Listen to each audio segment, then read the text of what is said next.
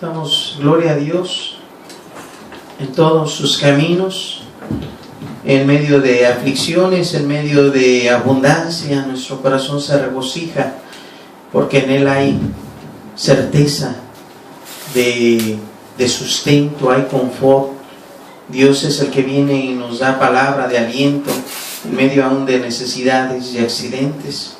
Queremos hacer una oración por unos familiares. Priscila, en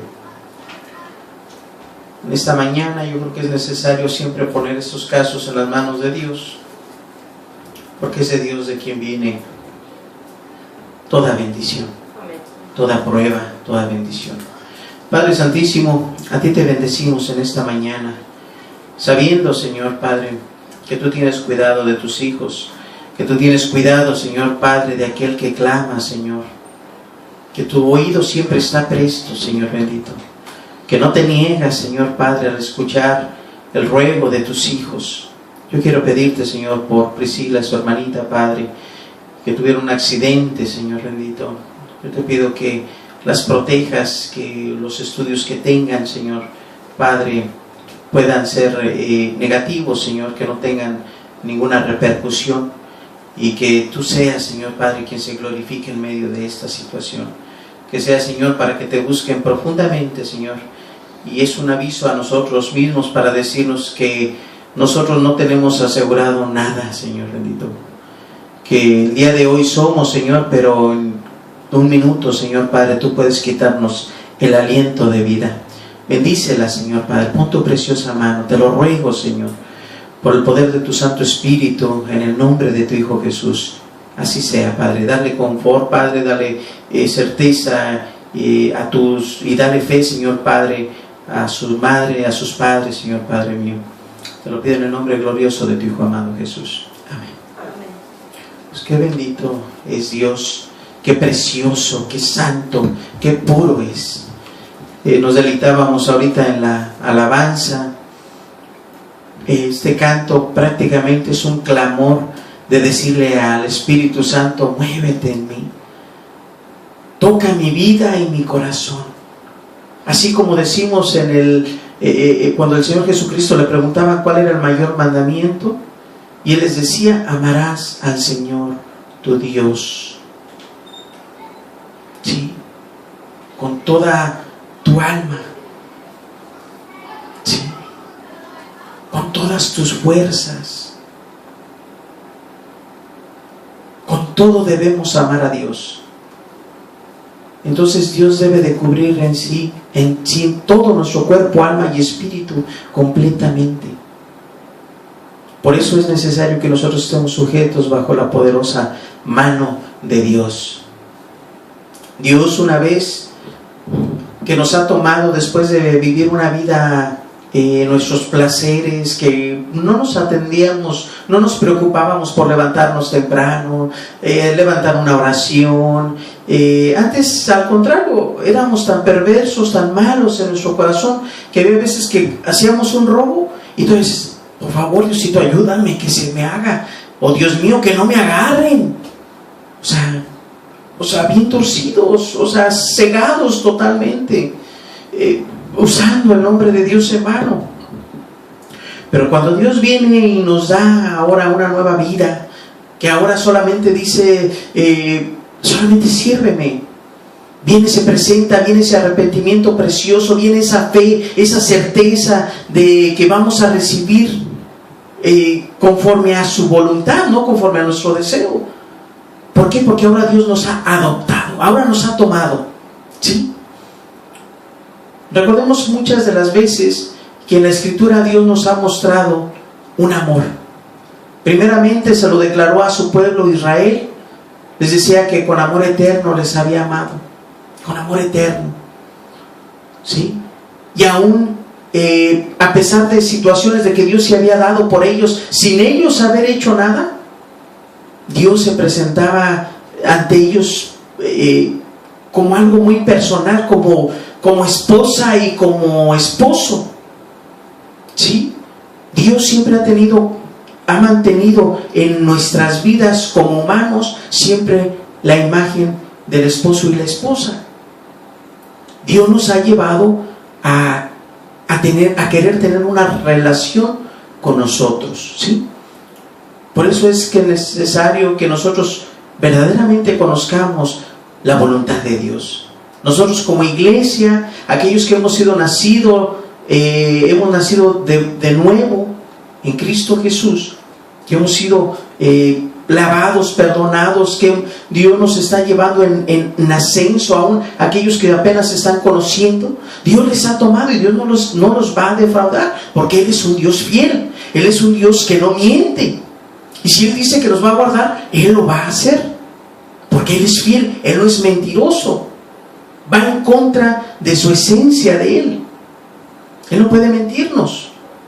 Por eso es necesario que nosotros podamos entender que en Dios es de quien proviene todo el bienestar, toda la bondad, ¿sí? Si Él así lo desea. Pero si nosotros no nos convertimos a Él, Dios también sabe ser justo y dar el pago justo a la desobediencia.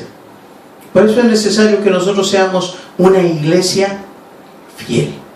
¿Fiel a quién? Al hombre, a la doctrina, a personas. Nosotros debemos de ser fiel a Dios, a Cristo Jesús, ¿sí? Bueno, pues ese es el nombre, precisamente el nombre que hemos titulado el día de hoy en esta enseñanza, en este mensaje, en esta predicación, ¿sí? Es la iglesia fiel. Este es el mensaje, la iglesia fiel. Yo te pido que por favor me acompañes al libro de Efesios, capítulo 5, versículo 21. Este mensaje lo estaba dando Pablo a la iglesia de Éfeso. Él había mencionado previamente, precisamente en este versículo, él hablaba de que anduviésemos como hijos de la luz. De hecho, la semana pasada tomábamos este pasaje en el que el título era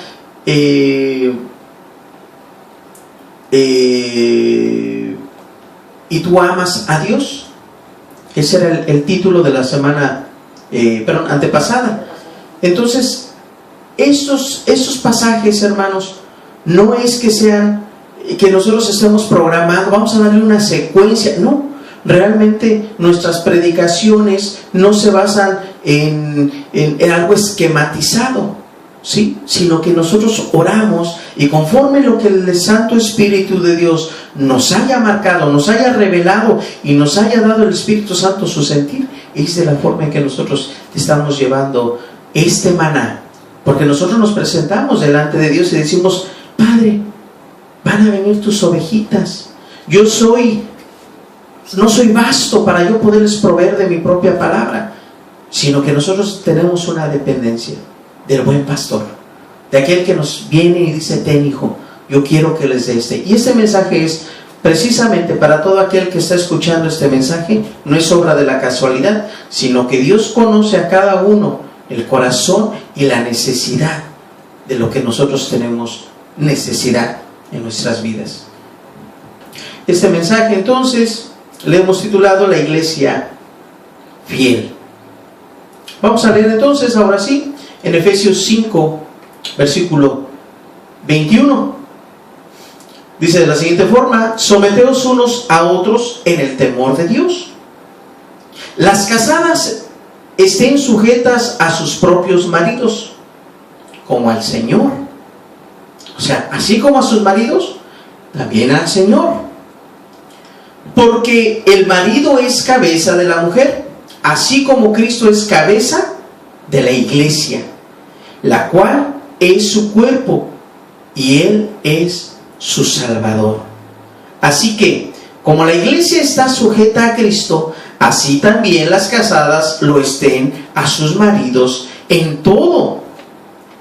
Maridos, amad a vuestras mujeres, así como Cristo amó a la iglesia y se entregó a sí mismo por ella, para santificarla y habiéndola purificado en el lavamiento del agua por la palabra, a fin de presentársela a sí mismo una iglesia gloriosa que no tuviese mancha ni arruga ni una cosa semejante, sino que fuese santa y sin mancha.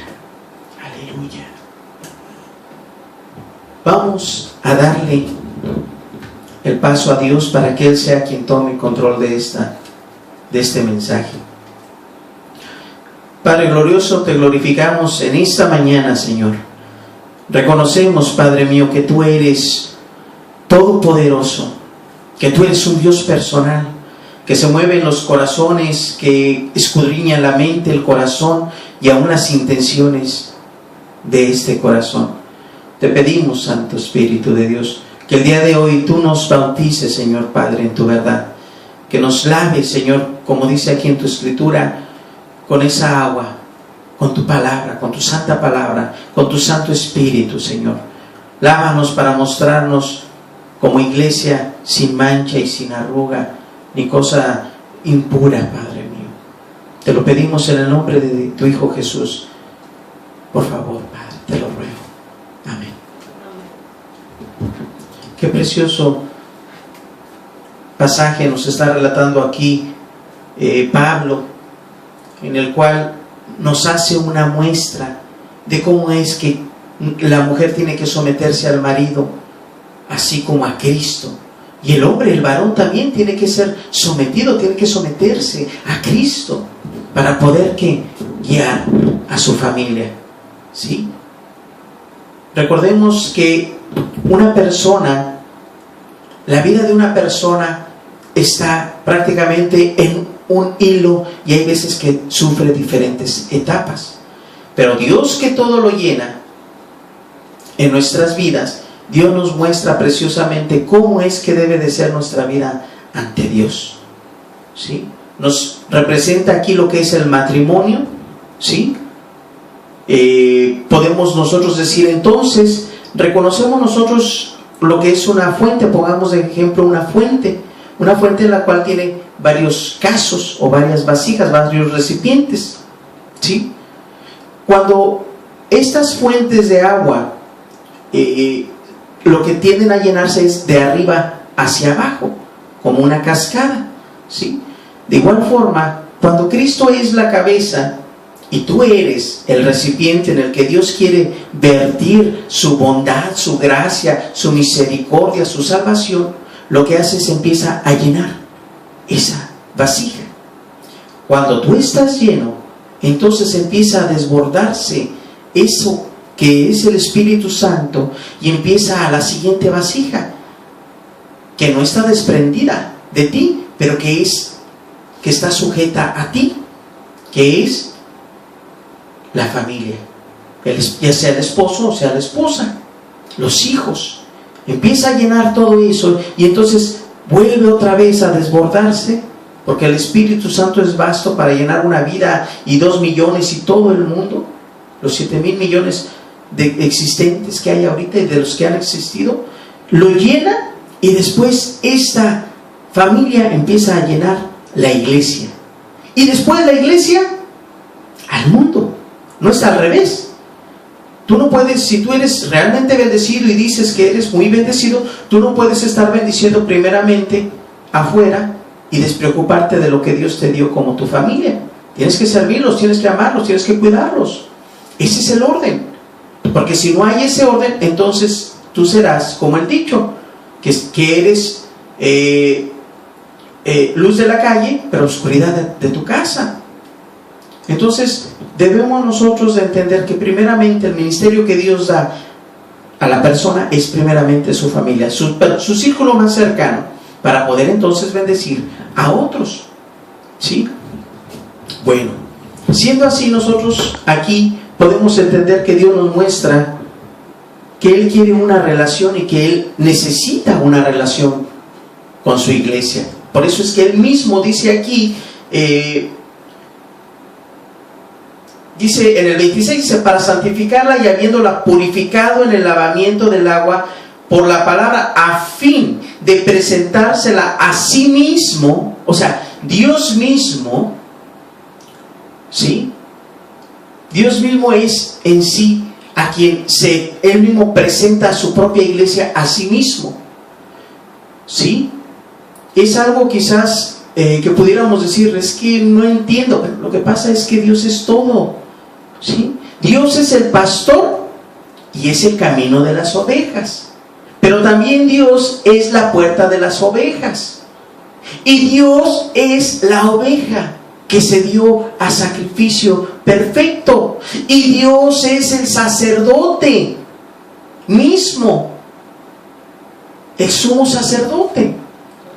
Es todo, es el Logos eterno, el todo. Dios es todo, todo, todo, todo. Si Dios no es todo en tu vida, entonces necesitas buscarlo, porque Dios tiene que ser tu todo.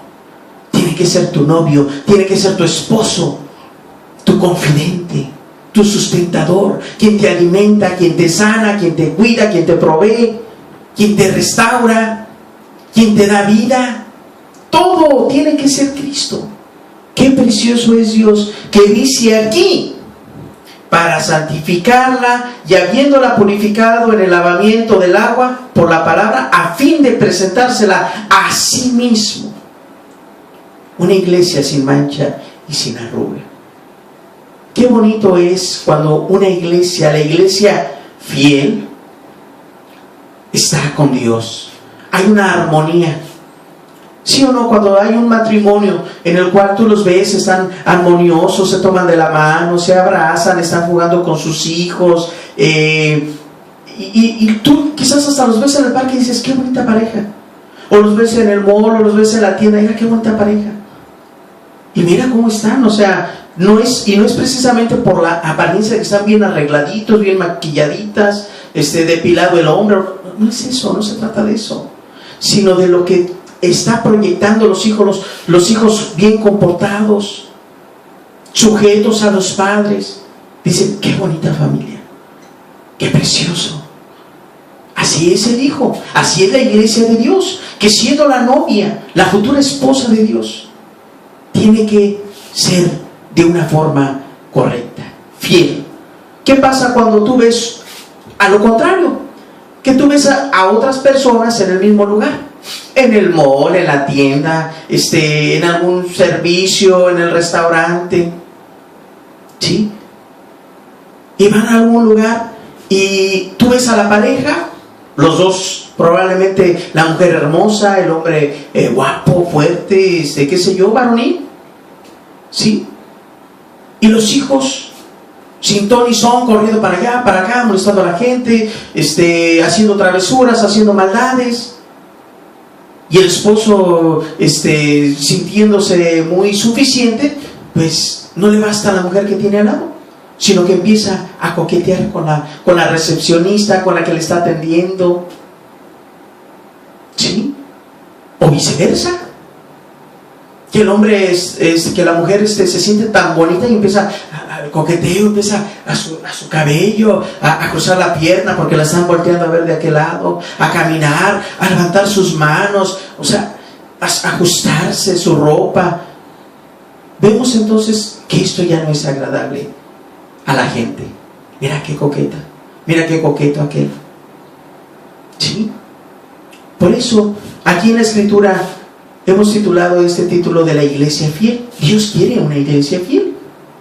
¿Sí? Dios, es necesario que nosotros nos postremos ante nuestro Señor, ¿sí? Que es Cristo Jesús, y nosotros seamos fieles a Él. Yo quiero que por favor leamos un pasaje en Mateo 5:27. Perdón, en Juan 8:1, perdón, discúlpenme. El Evangelio de San Juan 8:1. Evangelio de San Juan 8:1.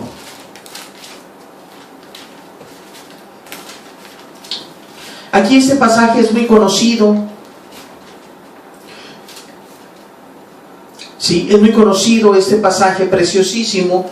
Lo han tomado inclusive en películas. Es un pasaje vital, ¿sí? El Evangelio de San Juan, capítulo 8, versículo 1. Jesús había estado predicándoles, les había dicho que haría correr ríos de agua viva en las personas. De hecho, se está hablando aquí previamente en la escritura de que era el último día de la fiesta de los tabernáculos, y Jesús ese día se fue al monte de los olivos a orar. Dice que se fue al monte de los olivos, ¿sí? Y al siguiente día el Señor Jesucristo vuelve y regresa. Ya para esto ya muchos querían aprenderlo a Jesús, ¿sí? Ya querían aprenderlo. Y pasa esto. Dice aquí en la escritura, en San Juan 8:1, y Jesús se fue al monte de los olivos, ¿okay? Y por la mañana volvió al templo, y todo el pueblo vino a él, y sentado él les enseñaba. Entonces los escribas y los fariseos le trajeron a una mujer sorprendida en adulterio, y poniéndola en medio le dijeron: Maestro, esa mujer ha sido sorprendida en el acto mismo de adulterio. Y en la ley nos mandó Moisés apedrear a tales mujeres. Tú pues, ¿qué dices? Primeramente, hay que identificar lo que significa la palabra adulterio. La palabra adulterio tiene varias derivaciones, pero en sí una esencia o una raíz. Viene tanto de lo que es el hebreo y significa cometer adulterio. Así es, sí, la palabra adulterar significa cometer adulterio o bien apostatar, ¿sí? También proviene del griego, que viene de la palabra moiao, que significa adulterar, o del moieo, que también significa adulterar. En pocas palabras, no nos da mucha más referencia, pero nos da en sí de dónde es donde proviene la palabra, y que está plenamente bien identificada de lo que significa adulterar. Una persona, en este caso como esa mujer, que estaba diciendo que la habían encontrado en el acto mismo adulterando, significaba que el adulterio es de una mujer casada, ¿sí?, que tuvo relaciones con otra persona que no era su marido, ¿sí? Y esto, si nosotros nos vamos al área de Levíticos, antes de proseguir, ahorita vamos a regresar, por favor, pero que es importante que lo leamos. Levíticos 20:10. Los fariseos le estaban llevando a una mujer que había sido encontrada en el acto mismo adulterando, ¿sí? Es Éxodo, Génesis, Éxodo, Levítico 20, capítulo 20, versículo 10. ¿Cómo es que Dios ve este pecado? ¿Cómo es que lo ve Dios? Inclusive nos lo dice y nos dice qué es lo que tiene que proceder a pasar. Dice aquí entonces en la escritura, dice Levíticos 20, versículo 10: si un hombre cometiere adulterio con la mujer de su prójimo, el adúltero y la adúltera, dice, indefectiblemente serán muertos. Tienen que morir. Y si tú lees en tu casa, que yo te lo pido que lo leas, este pasaje, porque aquí nos dice inclusive que no debes de tener relación la persona con la esposa del padre, con la hermana de tu padre, o sea, con la tía, con la sobrina, con el hijo de tu hermana, o sea, no tendrás la relación de varón con varón, el que se echare varón con varón. Es bien importante, o sea, el adulterio y todo esto, estos pecados sexuales o inmoralidades sexuales, Dios las castiga, unas las ve abominables. O mujer que se echare con bestia como si fuera con varón, es algo terrible, ¿sí? Y lo hay, y se ha propagado cada día más. Siempre lo ha habido, y muchos se justifican: no, pues siempre lo ha habido. Es un mal necesario la prostituta, y no es así. Simplemente que por la maldad del hombre, por no proveer, por no hacer misericordia, esa mujer se ve envuelta en esta necesidad, y en esta maldad, y aún por no inculcarle el temor a Dios, es que la gente hace y satisface sus más bajos deseos, sus más bajos instintos. Vemos entonces aquí que en la Escritura, en Levítico 20, nos dice que si un hombre cometiere adulterio con la mujer de su prójimo, el adúltero y la adúltera indefectiblemente serán muertos. O sea, sin prórroga a nada, sin lugar a dudas. Y aquí le estaban trayendo a Jesús a una mujer adúltera. Le estaban preguntando. Volvamos entonces, por favor, a Juan 8:21, donde estábamos. Perdón, a 8, pero ahora en el versículo